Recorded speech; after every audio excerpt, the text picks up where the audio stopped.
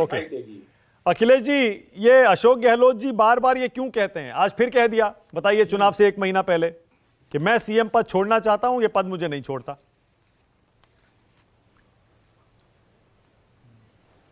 बहुत सी बातें आपने कही, एक एक करके एक एक प्रश्नों के तरह से उत्तर देने का प्रयास करूंगा।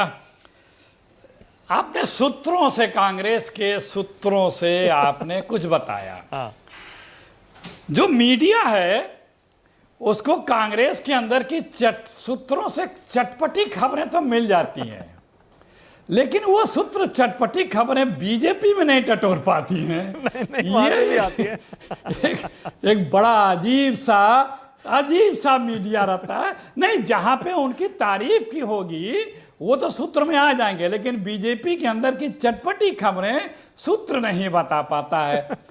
तो समझने वाले समझ जाते हैं कि क्या है, वो सूत्र के माध्यम से अपनी भावनाओं को प्रकटीकरण कर देना आम बात है, कोई बात नहीं।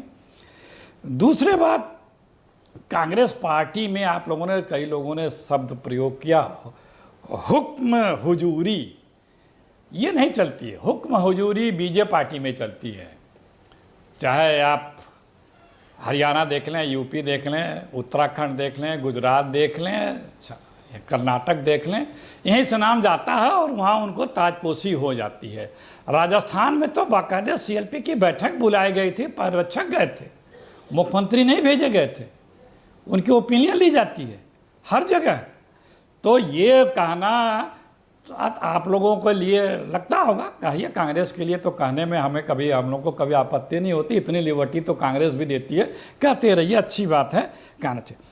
तीसरी बात, अशोक गहलोत जी ने कई बार ये कहा है कि हम दिल्ली की राजनीति जाना चाहते हैं। इस बात को आप 5 बार कह चुके अभी इसी प्रोग्राम में, लेकिन इस जो बड़ी बातें और कहीं उसको आपने एक बार दोहराया कि सचिन पायलट जी के सब टिकट क्लियर हो गए, हम लोग एक हैं, दमदारी से लड़ेंगे, हमने काम किया और सब जो चीज़ें थी, लेकिन उसमें चटपटापन नहीं है, तो वो मज़ा नहीं है। वो आपको बताने में भी उतना अच्छा नहीं लगता होगा, लेकिन जो बात वहाँ ये है कि हमारी कांग्रेस की राजस्थान में जो यूनिटी है, जो अंडरस्टैंडिंग है, वहाँ के सरकार के जो कार्य है, वो जो भी 3-4 जगह कांग्रेस की सरकारें हैं, वहाँ की सरकारों ने जो योजनाएं बनाई हैं वो पूरे हिंदुस्तान की और सरकारों के लिए नजीर है। चाहे स्वास्थ्य हो, चाहे बिजली हो, चाहे शिक्षा हो, चाहे रोजगार हो, चाहे कारोबार हो, चाहे गैस हो, ये सब राजस्थान में गजब की योजनाएं हैं। चाहे वो इंदिरा किचन हो, तो उस कारण से राजस्थान में कांग्रेस की, गहलोत जी की, सचिन पायलट जी की पूरी पॉपुलरिटी है। और वहाँ कोई, आप लोग लाख प्रयास करते हो, लेकिन देखिए क्या हाल है बीजेपी में।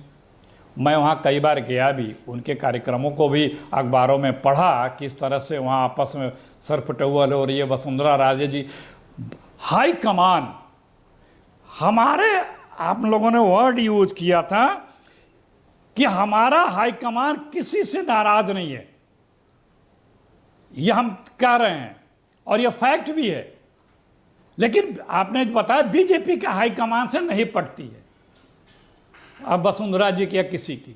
ये हमारी लोकतांत्रिक प्रक्रिया है कि हमारा हाईकमान किसी से नाराज नहीं रहता है। हमारे यहाँ सब लोग लोकतांत्रिक तरीके से अपनी बात रखते हैं और वो हाईकमान सुनता है। हमारा स्थानीय नेतृत्व उसको एक दूसरे से मिल करके निर्णय लेते हैं, ये हमारी ताकत है।